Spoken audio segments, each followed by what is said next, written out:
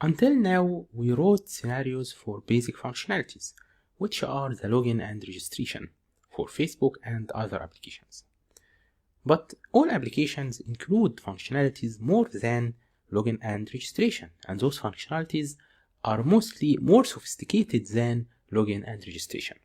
Like we said earlier, the best way to practice writing scenarios is to apply what you learned, okay? You search for a functionality, you write scenarios for it, and then when you face a new functionality, the experience that you gained from writing scenarios in the past will help you with this functionality. So let's think about another functionality, which is the search functionality. The search is very important in many applications, okay? Because depending on how items are sorted based on the search, the behavior of the application is changed. For example, if this is an e-commerce website and you search for a name of a product, so will the products that have the exact name appear first, or the products that have this name in the description? All of this is important. And of course, the search functionality changes from one scope to the other. For example, in an e-commerce website, search is different than a learning platform like Udemy, okay? And also it is different than a social network like Facebook. So in this section, we will try to write test scenarios for the search functionality in Udemy itself. Because I already know that all of you are students on Udemy, so you understand the business of this platform, okay? You are learning this course on Udemy, of course. So here, if we open Udemy, first we will find search for anything. So let's create a new card, call it Udemy search scenarios. Okay. So let's begin searching. So first, what shall I search for in Udemy? He says search for anything. Okay, you might say this is a good placeholder, search for anything. It is attractive. But also the word search for anything, my personal opinion is that it is a little bit ambiguous, okay? You can write it in Google, for example. But in Udemy, I will not search, for example, for AirPods, okay? I'm not going to buy AirPods from Udemy, okay? But because the person who is opening Udemy is mostly aware of the business of Udemy, he knows that this is a learning platform, so he understands that the word anything means anything to learn. Okay, so we can say search for anything to learn. So what can I search for in Udemy? I can search for a course, right? This is one scenario. I can search for an instructor. This is another scenario. I can also search for a category. Okay, for example, software testing, web development, and so on. Another search field might be to search for a specific topic. So for example, I want to learn a course about ClickUp, okay? I want to search for lectures inside courses that talk about ClickUp. This is another way of searching. So first, let's think of searching for a category, okay? I need to learn data science. Okay? So here, data science courses. So the first scenario would be, let's create our checklist, call it search scenarios, and call it search for a valid category. But in Udemy, you need to search for more than one category. Why? You might search for data science and you get correct results, but on the other hand, you might search for software testing and get wrong results. This is why in fields like the search, we need to perform more than one test case or test scenario on the same search. Okay, for example, I need to search for a valid category. So here I can say how many categories will I search for. I can say, for example, search for a valid category, and here say repeat the test with different 10 categories. Okay, this is important. So here, for example, I will search for data science, web development, okay, mobile development, and so on. So here web development is okay. So what else? In searching for categories, we have more than one scenario. You might search for a category using part of its name. For example, we have software testing. Here, software testing. But some people refer to it as testing, just testing. Okay, right? So I can say testing, not software testing. Like you see, I got 10,000 results for testing, and here is my course. This is the course that we are already at. So this is another way to search for the field. So here, for example, we can say search for a valid category using one word.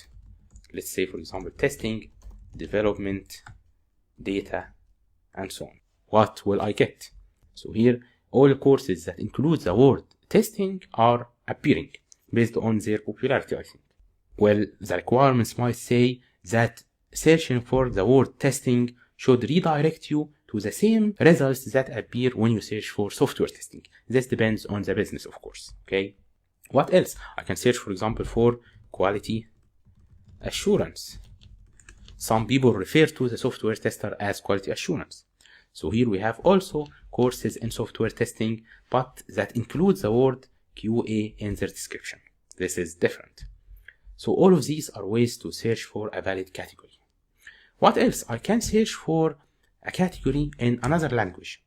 So here we can say localization. Search for a valid category in another language. So for example, in Spanish, the word testing is called prueba. This is how you write testing, I think, okay? So if we search for prueba, like we see, we get very different results, okay? Here we have an exam, because prueba in Spanish means testing, software testing, and it also means test, which is exam in English, okay? This is why we find certified ethical hacker as the first result. But here, you need to focus on a point. He says your learning language is set to English. Let's edit the settings and make the secondary language as Spanish. Yes, this is Spanish, okay? Save, and let's search for the same word. So like you see, oh, the same results. In my opinion, this is a defect, okay? You can report it to Udemy, okay? Why? Because I said that my learning language is Spanish. So you should understand that when I search for the word prueba, mostly I mean software testing. But let's change the settings, make Spanish as the first language, and remove English. What would happen? I'm a native Spanish speaker. The same. This is not good, okay? So if we open Google Translate, write software testing, translate it to Spanish, pruebas de software. Okay, so let's search for it. Like you see, the first course is about software testing, the second course is about software testing. So here you must write pruebas de software. This is not very good behavior, okay? If we go to software testing, my learning preferences are set to Spanish. In my opinion, also, the first course should be in Spanish, but this is not a big problem. Like you see, I'm already exploring the software while I'm writing the scenarios. This is only available if the software is already live. In many projects like we did earlier, the application is not live. You just have wireframes, you just have some UI elements or a prototype in order to test using it or in order to write scenarios using it. In this case, you write your scenarios, and then after the application is ready for test, you edit your scenarios, you refactor them, okay? So these are the valid scenarios for category. So here we can change this and say searching for a category. Okay, these are valid names. So what if I make a mistake? So until now we searched for a category, we searched for part of its name, we searched for a category in another language. And of course in localization, in searching using another language, we have Arabic, Spanish, German, and all languages. So what if I write testing like this? Testing. Okay. So like you see, it is good. So here showing results for testing instead of testing. This is good. Okay. So let's also search for ISTQB. So like you see here, ISTQ, okay, many people write it in a wrong way, like this, ISTQB. This is wrong. It's called International Software Testing Qualifications Board, NB for book, not pen. So if I search for ISTQB, like you see, the courses for ISTQB for book appears. This is correct, okay?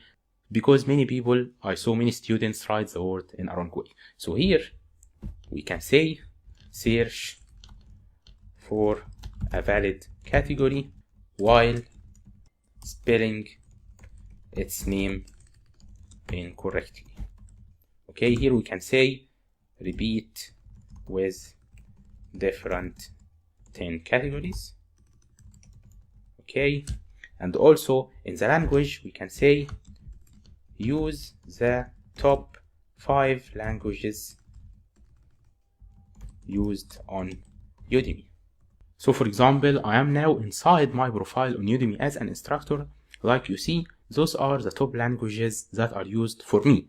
Okay, English 84% of students, Spanish 4%, French, Arabic and Portuguese. Because I am from the Arab world, this is why I have many students that use Arabic and from Egypt. So in this case, I know that the most important languages in Udemy are English, Spanish, French, Arabic and Portuguese. This is in software testing, okay, not all categories.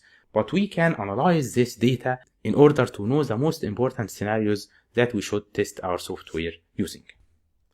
So here are our scenarios for a category. I think those are enough.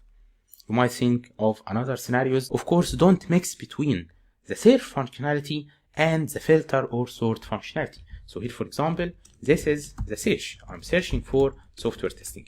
Filtering results and sorting them are both two different scenarios. We have here, for example, filter the results. I only need courses in Arabic, for example. And also we have sorting the results based on the most popular, highest rated or newest courses. This is very important. So searching is a functionality that is separate from filtering results or sorting results. So let's now think of another search criterion. We can also search for an instructor, for example.